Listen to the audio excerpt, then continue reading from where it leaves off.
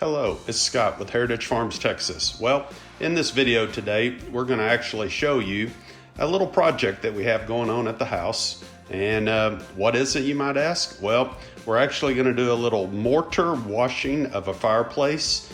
And we're also going to showcase how we're remodeling the living room. We're painting some cabinets. We have to have a new cabinet installed on one side, and we're going from there. So the pictures you're seeing right now is what I would call the before pictures.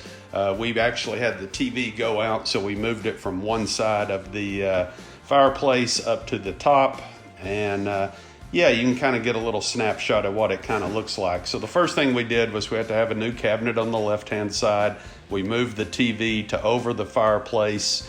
Then we started getting ready to install the new cabinet on the left-hand side to match the right. Then we kind of started playing around with, okay, what are we going to do?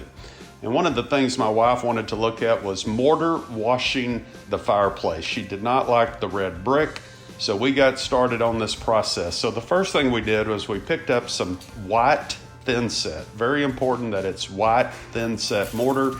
We used this particular brand.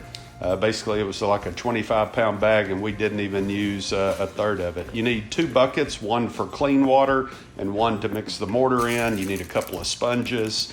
You also need some good rubber gloves. You need to put plastic on the floor, tape off anything that you don't want to get mortar on, and a good stick to stir with. So we taped everything off, and we were ready to jump on this project. So you can see my wife had already put a coat of primer, and of course we have to sand everything to put the primer on. We put 2 coats of primer, sanding in between the coats, and then we put 2 coats of enamel paint on there. But let's get back to the whitewashing. So the first thing you do is you just take the mortar and you just rub it on there. And you take your fingers and your gloves and you put it in the cracks.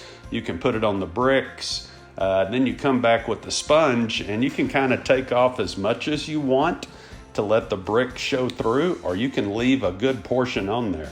So a little bit of trial and error as we go through this. And my wife and I, my beautiful wife, CEO, CFO of Heritage Farms, she was trying to figure out the technique she liked. And the thing to remember is don't get in a rush. I mean, mix your mortar in very small batches. You can work and stop at any point, and you can kind of figure out. So she's kind of playing around. She thought she might want a few red bricks to show through. I've seen everything from a light coating of white washing mortar to a heavy coat where you just barely see the red brick. So we kind of played around on the sides, worked out our technique, and you can kind of see in this photo it's starting to come together.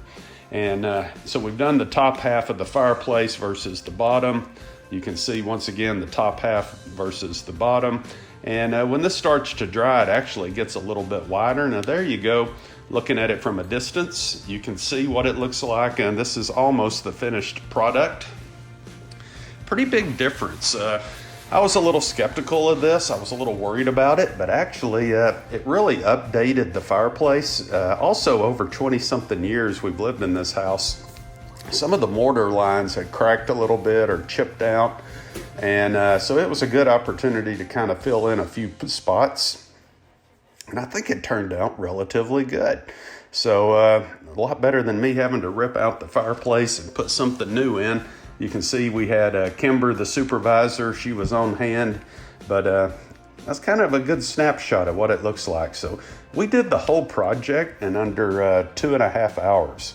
And a lot of that was us standing around trying to figure out, well, do we want to put more on? Do we want to put less?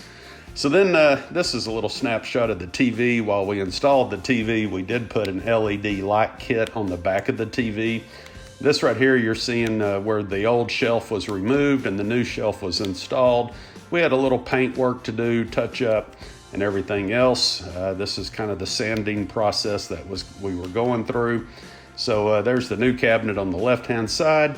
And then we set up an assembly line to sand and prime and paint doors. We set that up at first out in the garage. Then we realized there might be too much dust and stuff flying around, so we moved it in-house. And my wife and son-in-law and daughter did a great job of sanding, priming, painting, repeat the process. So 2 coats of primer, sanded, 2 coats of paint sanded in between. Kimber was heavily involved in the project.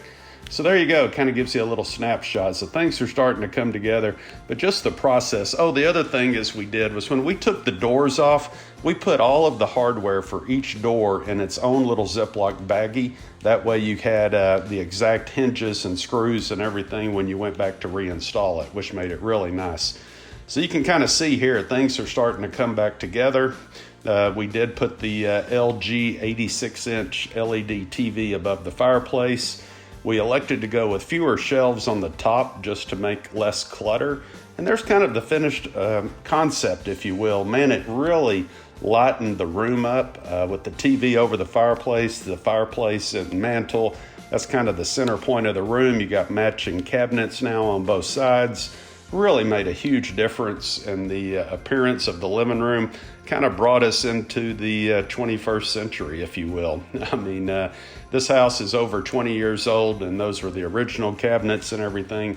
It was time for a little bit of a facelift, and I tell you what, huge difference in the way it looks, especially at night with the backlights behind the TV. You can actually set the mood for whatever movie you're watching, or it can change. We also put the surround sound speakers in the corners of the room using the LG sound bar. You got a subwoofer in one corner, and then you got the 2 satellite speakers up in the ceiling, and then you got the sound bar under the TV itself. So it looks a lot better. The picture quality is outstanding. Really, you need to check out those LG TVs at Costco. We paid a fraction of what we paid for the last TV, and it was very inexpensive for a TV that large versus what we had 8 years ago when I bought my last TV. So you can kind of see, guys, leave me a comment, thumbs up, thumbs down. What do you think about mortar washing a fireplace and painting cabinets? There was nothing wrong with that maple finish, but when we got the new cabinet on the left, it was going to be impossible to match the one on the right. So we decided that we would just go with painting, and I'm really glad we did. It just brightened the room up, really made it airy feeling, if that makes sense in that regard. But I think it really improved the appearance, and I know my wife is happy, and you know the saying there, happy wife, happy life. So I'm glad we got that project behind us. And you know what? Relatively speaking, I think outside of the cost of the TV and the cabinet, I mean, we don't have much money in this project. We really don't. I mean, the cabinet was, kind of what I would expect the cabinet to be for a custom cabinet. But really, outside of that, you got a bag of mortar, some rubber gloves, a bucket, some paint brushes and sandpaper, and 1 gallon of enamel and 1 gallon of, primer, and off to the races. Check out what we did with the old cabinet that came out of the left. My daughter's a school teacher. She repurposed the cabinet to actually go into her classroom, and I'm so happy to see that. Glory be to God. Hope you guys have a great week.